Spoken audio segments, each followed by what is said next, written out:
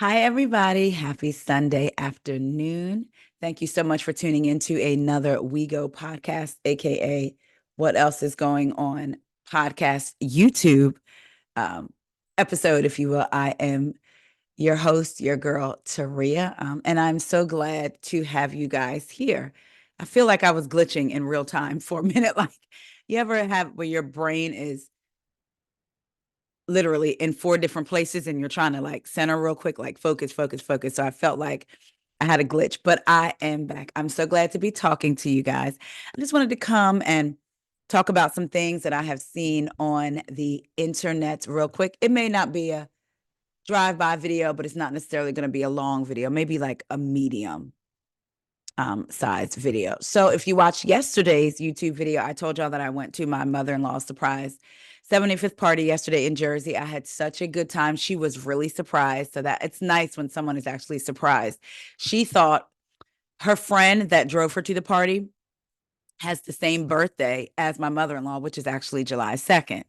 She thought she was attending a birthday party for her that she knew about from her church. They go to church together and they become friends. So she thought that she was attending her birthday party. Y'all should have seen her face. It was so nice. And she really enjoyed herself and had a good time. And I'm really, really glad that she did. You know, watching how she has navigated losing my father-in-law so suddenly when it was, she moved out of her parents' house when she was what, 19 or so, 19 or 20, right into his home. Like they got married. He was in the Air Force. So she's been with him. It was straight from her parents' house to his house. So this is the first time she's really like on her own and navigating things. And just to see the light come back in her eyes, because they were very close too. Yes, they were married for 49 years, almost 50 years, but they liked being around each other. You know, she was retired, he was retired. They would travel. They loved movies. His whole family and my kids then got it from him, child. They love movies. And, you know, to see how she's come from 2019 until now, um, it's beautiful to see her spirit shine and come back and be strong and her wanting to participate, you know, fully in life and everything. It's just, and of course she still has her moments, but I'm just so happy to see her legitimately joyful again and happy. So she had a really good time. So I decided I did good. We got home a little after midnight and I still got up this morning, went out to work or what have you. And let me tell you,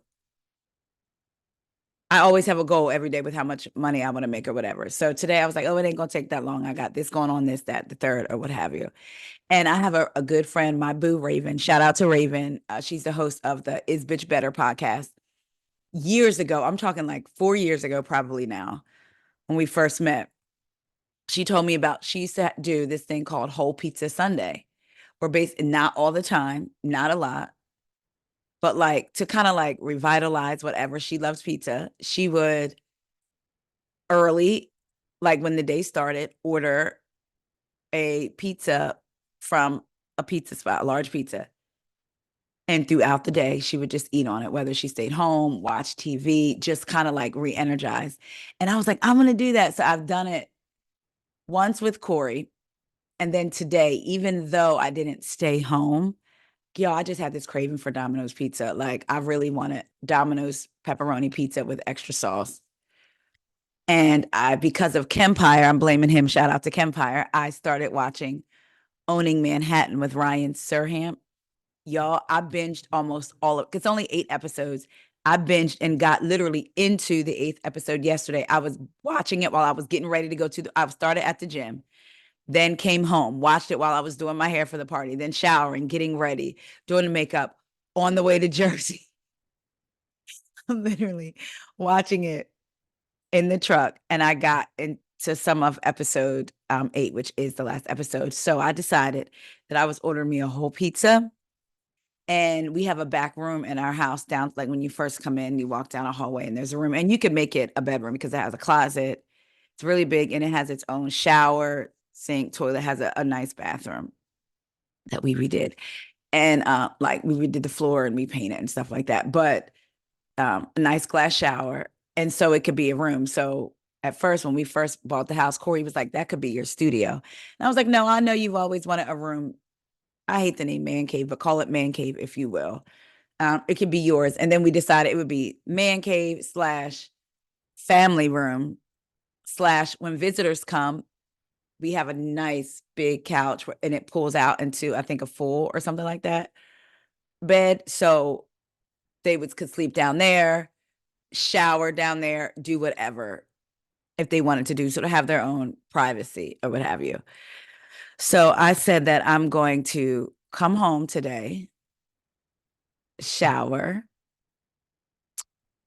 and watch from the beginning Owning Manhattan, because I know I missed some, like during in between showering and like walking away from the phone, but still listening to it. So I like want to see it on the big TV. So I want to do that today. And I said, but first I'm going to do a video because what class? Consistency and discipline.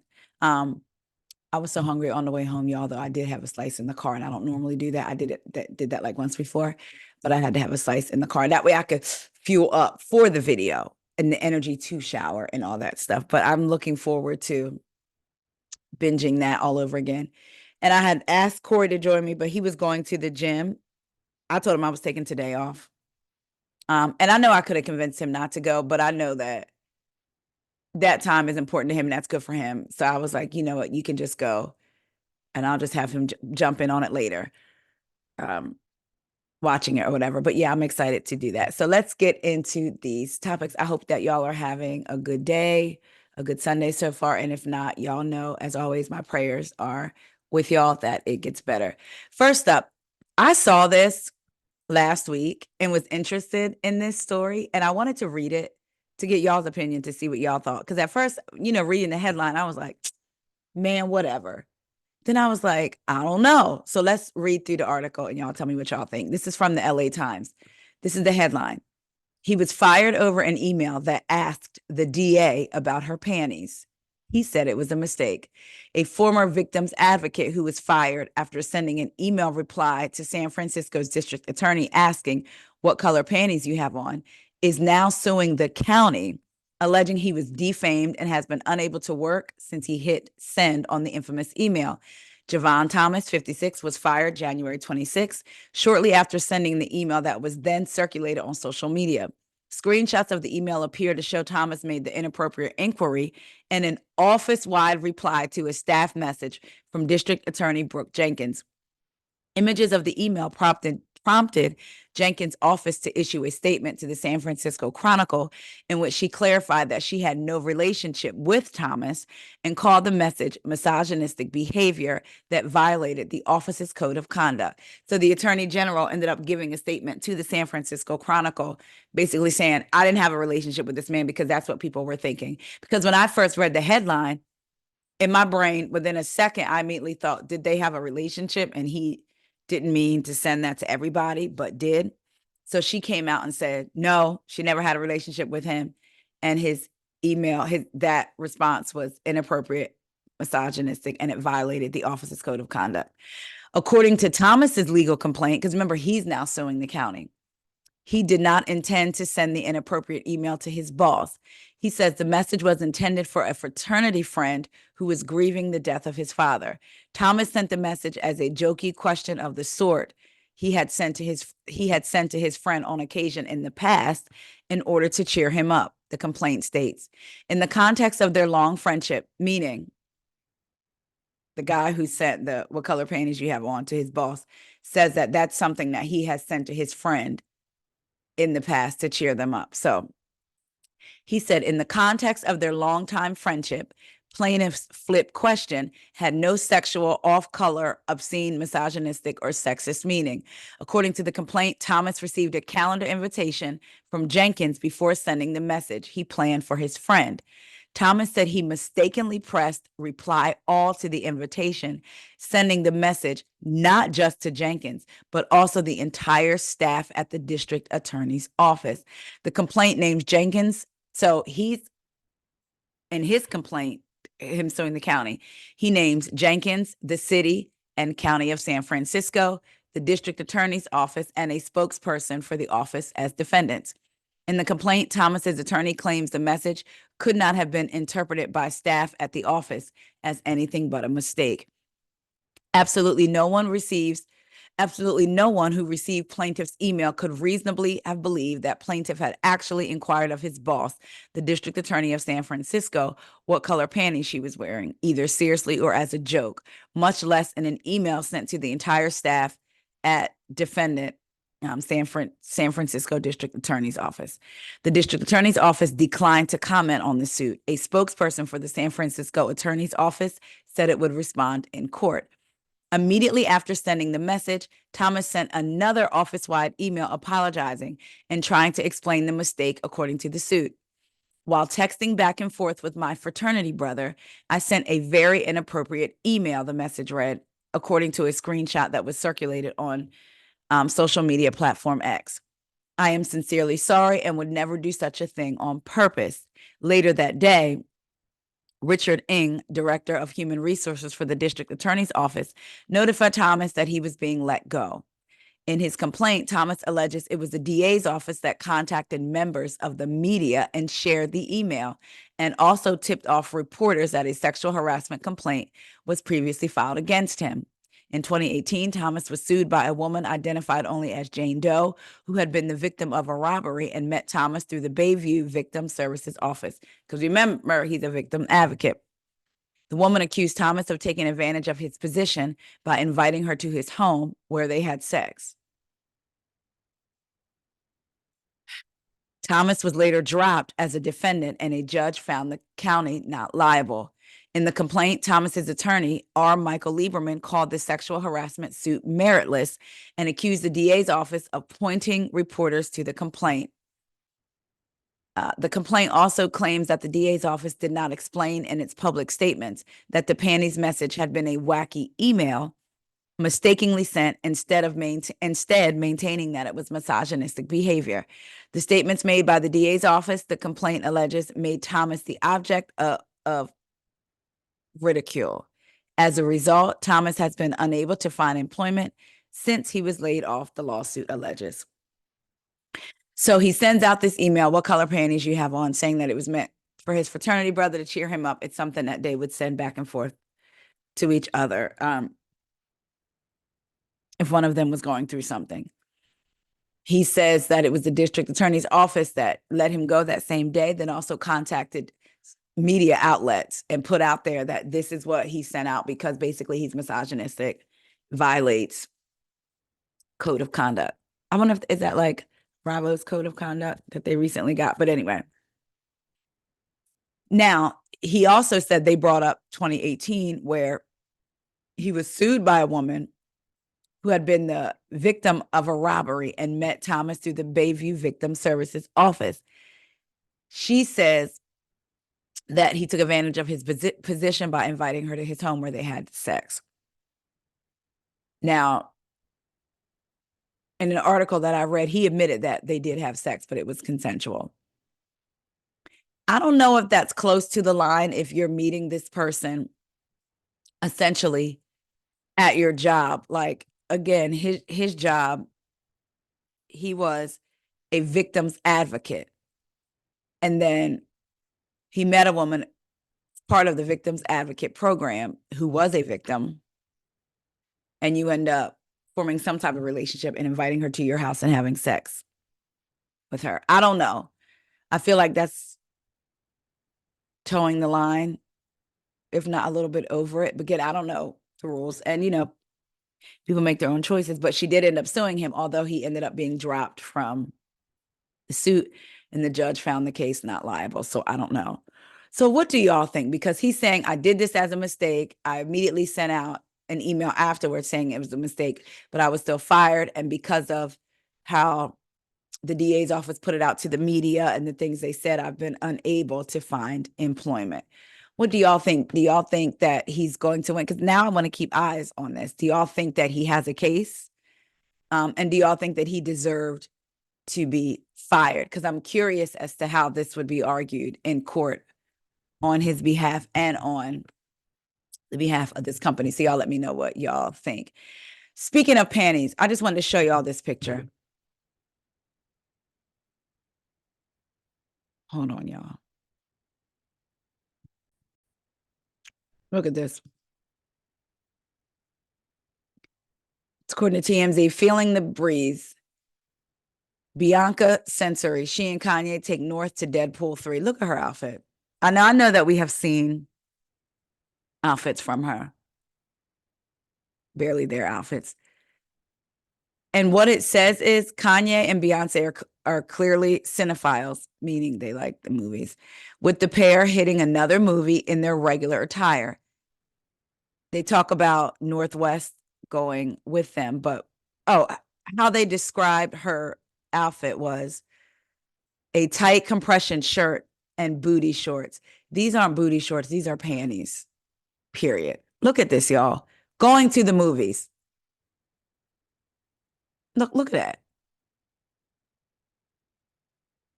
Again, and I'm going to say this very clear. As someone who has been judged for the attire that I wore by church people and things like that, and because of my body shape, I'm definitely not shaming anybody. I'm, matter of fact, always like, stop talking about them. Let them wear what they want. Women have ownership of their bodies. This to me is too much. I'm sorry. You're wearing boy shorts to the movies. All of that's going to be all on the seat. Like, I don't know. Maybe it's just me. Maybe my age is showing the ripe young age of 47, but I just think that's too much. Like, really? Come on. I mean, it is good that they seemingly have some type of relationship. That's just crazy. I just wanted to, since we were on the subject of what color panties you got on, we can see hers. Hers are nude. Anyway, moving on. Let's talk about the Olympics. This is according to RadarOnline.com. Coco Gauff leads Team USA's boycott of Paris Olympics Athletes Village as their shocking living conditions are revealed. Now, I'm going to say this isn't the first time or the first Olympics that people have complained about the village. It is wild to me the conditions that they give these athletes, the beds they expect them to sleep on, when they have to get up. We know if we sleep wrong, crooking our neck, it takes a minute. And you have these athletes going out and performing things with their bodies. They can't be possibly getting a good night's rest. So let's get into it. American tennis player Coco Gauff stands out as the lone member of the American women's tennis team who remains in the Olympic Village in Paris, as her teammates have opted to relocate to a hotel due to the poor living conditions. RadarOnline.com can reveal that the team's decision comes after Gauff unveiled the challenges athletes face inside the state-of-the-art $1.6 billion facility where 10 women were expected to share merely 2 bathrooms.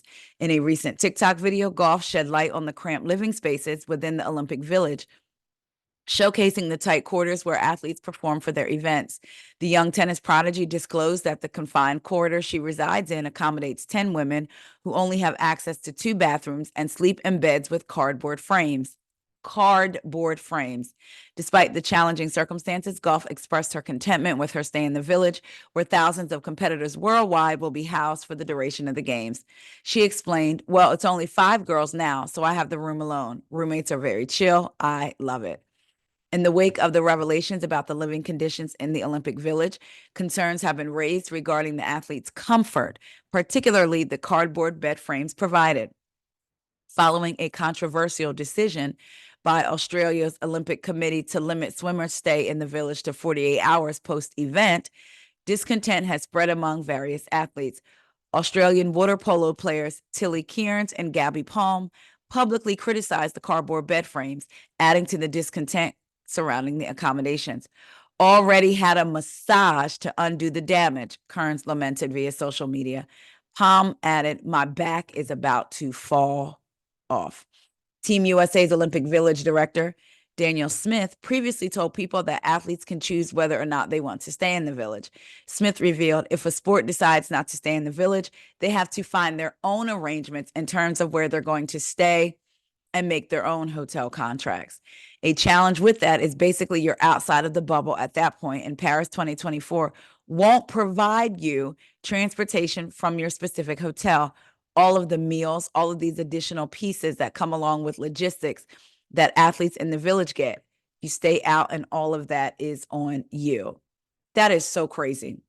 According to the Daily Mail, many of the Olympics' high-profile athletes, such as LeBron James and Stephen Curry, on the Steph Curry on the men's basketball team, are staying off-site in luxury digs. I don't like this, because what if they? I mean, yes, they may have the money, but why should they have to?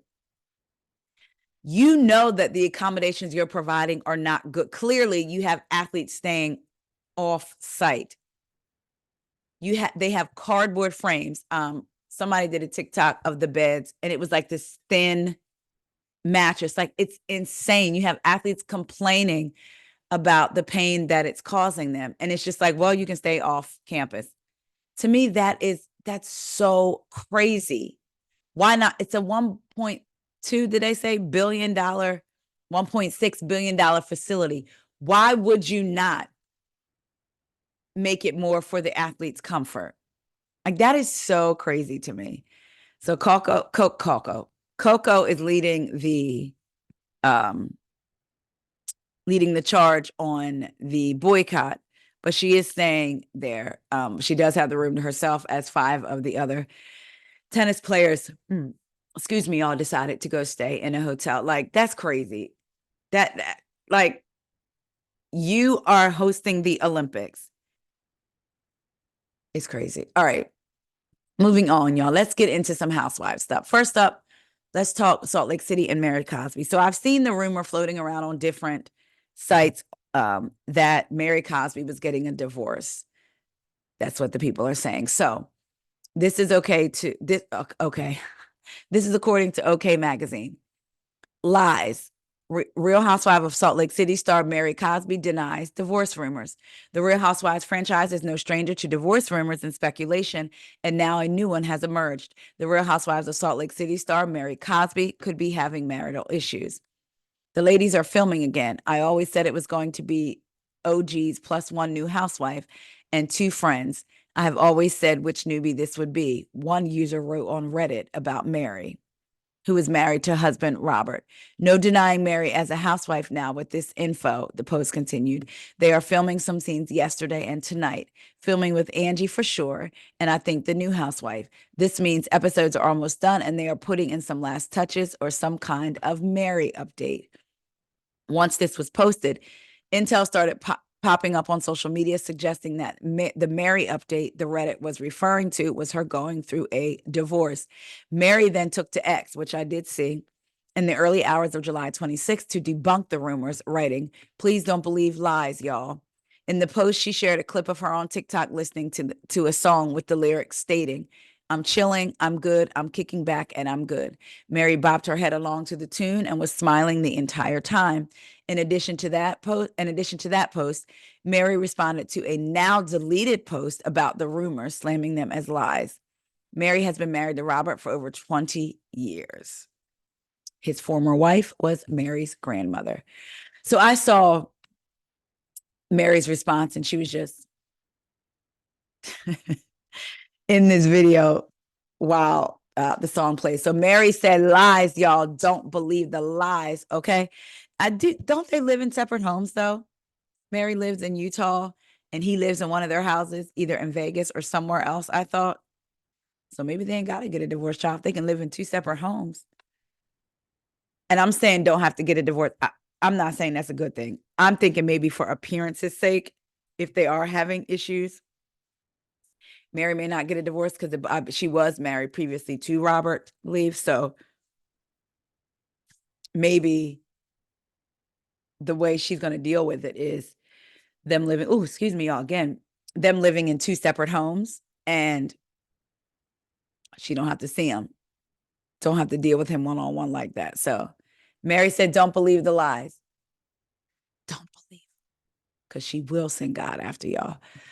Some more housewives. Let's finish off with Atlanta. So everything I'm about to read y'all now is from well, actually, no, not everything, but this right here is from the Shade Room, right? The Bravo Shade Room. And it's Drew Sidora talking with Blavity about Kenya's departure, and then talks about a little bit of the season 16 drama. So this is what Drew had to say. I'm not happy about Kenya's exit. I think it does impact our show. She brings a lot to our show. She's legendary. She has a personality that shakes the table. I'm not too in support of her having this sit down. Honestly, I feel like with everything I've gone through on this show, when you come on this platform, you have to have thick skin. This is what the show is. And if you have stuff in your past, you better scrub it. Oh my gosh, stop yawning. And if you have stuff in she didn't say that. I said that to myself. And if you have stuff in your past, you better scrub it or know that it's probably going to get found out by coming on a platform such as this.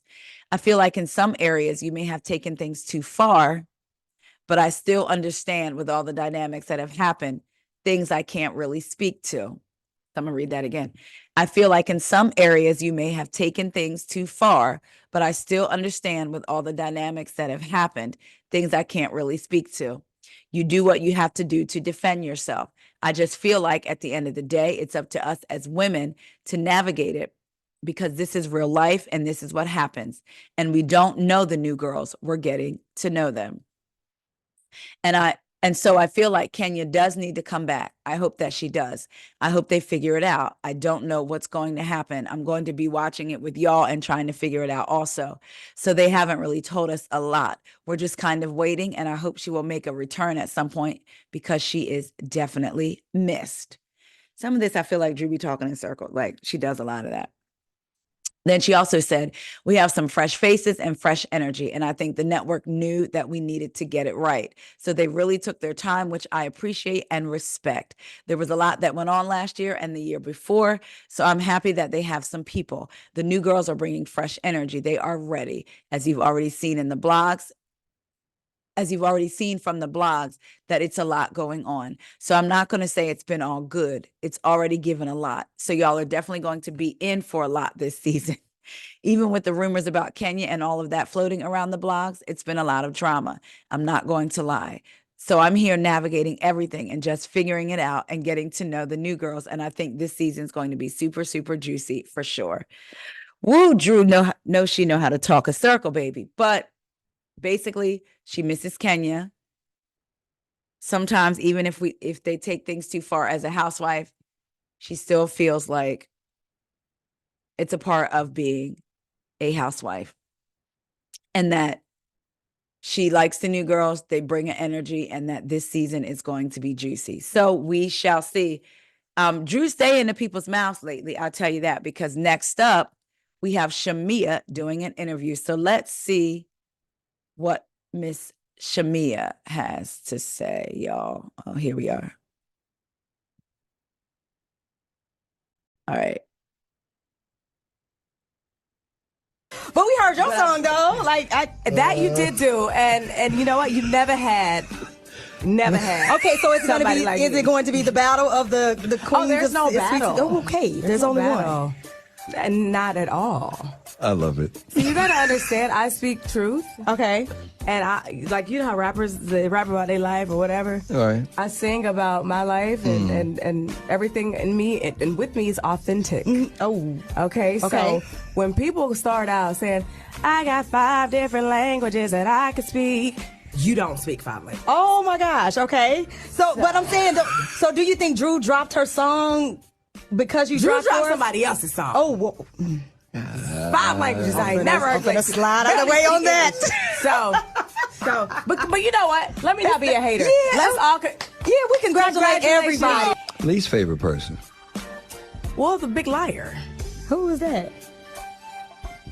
The one that speaks 5 different languages. We know good goddamn well. No, to be honest, I have not She watched just lies. I'm tired of the lies. I have not watched honesty.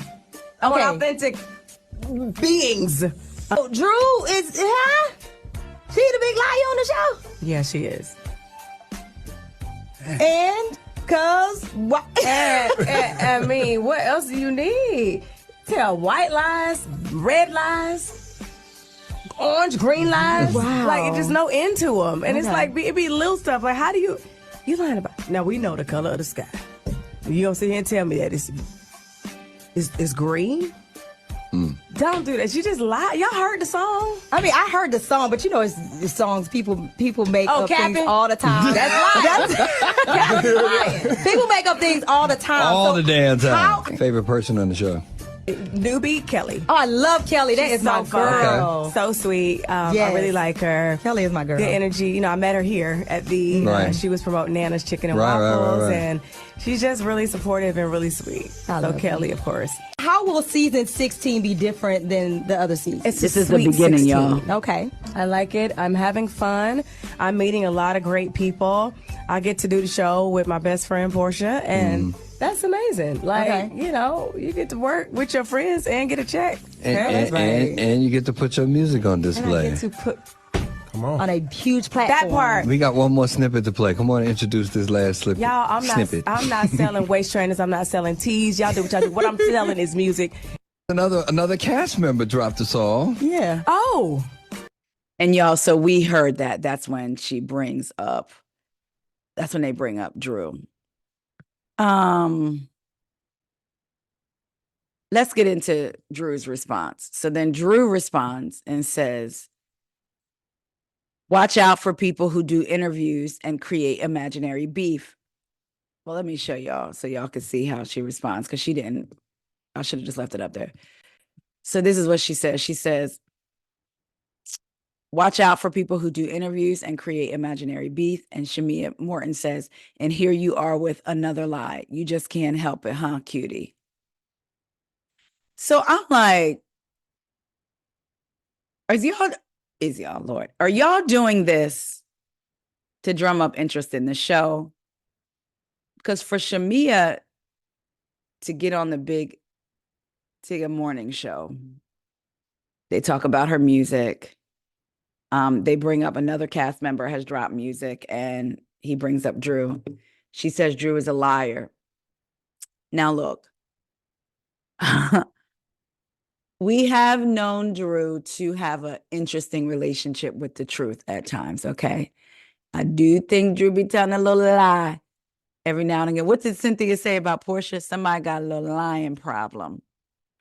I'll never forget when Cynthia said that. So we do know that Drew has told some lies. However, when she brought up one of her points in Drew lying was, one of her examples of Drew lying was Drew singing, I speak 5 different languages. Is it just me? Or those of y'all that have heard the song, she's talking about the 5 love languages. She's singing to her lover, whoever. And she's saying, I speak 5 different languages, like love languages. If y'all haven't listened to the song, I would play it, but I don't want any problems with YouTube. Please, y'all, listen to it. Please. There's no way that woman is talking about speaking French, German, Spanish, Portuguese, English, Gaelic. Like, she's not talking about that. She's literally, you could tell it's about, so I felt like that was kind of whack. That was kind of corny for her to use that as an example. I don't know. I just feel like people coming out, Portia unfollowed Drew, Portia is Shamea's best friend. So now Shamea has a problem with her. But then I go back to another part of me. It's like, is this drumming up? Do y'all want to drum up? Drew looks good, by the way. She looks really good in that picture, in that little orange top with them jeans. Come on, Drew. Come on, Drew. Isn't that what Portia said when they were with Bolo and that camera was outside? But anyway, is this all just to drum up interest for us? Because where did this come from? Out of the blue with Shamea and Portia? Or was it that Shamea never really cared? I mean, with Shamea and Drew, was it that Shamea never really cared for Drew, but that's my friend's friend? But they all have hung out quite a bit off camera. So I don't know. Y'all let me know what y'all think. If you think this beef is corny, if you think Shamea going and doing that interview was corny. But are y'all looking forward to seeing Shamea on the show? Does this make you interested at least for the mess to see. Let me see what mess is going on in Atlanta. I'm going to watch it simply because it's Atlanta, and Atlanta just always had a special place in my heart. I've said it before and I'll say it again. If it's not a good season, I won't continue watching, but I am going to check it out because I love Atlanta. But y'all let me know what y'all think. Is this turning y'all off from the season? Like, they talking too much, they doing too much. Y'all let me know what y'all think. Let me know what y'all think about Miss Mary Martha, honey, from Salt Lake City said the lies. Her and Robert Sr. ain't getting no divorce. Let me know what y'all think about the accommodations for our Olympians over there at the Olympic Village in Paris. Bianca Sensory with them panties on, going to the movies with North and Kanye. And let me know what y'all think about this former victims advocate who basically said, what them panties do, what color panties you got on, but to his boss, the district attorney, saying that he actually meant it for his friend and is now suing the district and the county and the office for him being fired and not being able to secure another job. Y'all let me know what y'all think. I love y'all so much. I want to take time out again because I'll never get tired of saying it. Thank you for your support, for your comments, just everything. Like I said, the main thing is supporting this content. Like you can make content, right? Anybody can make content, but let's be clear. People say, I would do this just because I love it. I do it because I love it. But also you do want people to support you and hear the content that you put out, whether they agree or not. And I appreciate y'all for that. And for being respectful 99.9% of the time. I do. I really, truly appreciate y'all. I love y'all so much. And I will talk to y'all later. Your Orange County review will be here on Tuesday. I think I'll be doing that one by myself, just time and trying to figure out a time for somebody to come on, but I have some things that I got to take care of tomorrow. So you will be getting your Orange County review on Tuesday. And watch Owning Manhattan. I know I asked y'all to watch Love Island. Watch Owning Manhattan with Ryan Serhan if you're into like the $1 Million Listings and all that stuff. I wasn't a faithful watcher of $1 Million Listing. Corey liked it, so I watched it with him and I liked it, but it wasn't one of my go-tos. But this right here, this is really good. I feel like it has y'all the perfect mix of drama. Child, two of the agents in the office. So Ryan has a podcast facility for his business, and the agents can use it to try to drum up business for themselves. And if they get business, of course, then it'll be good for his business, Serhan, whatever.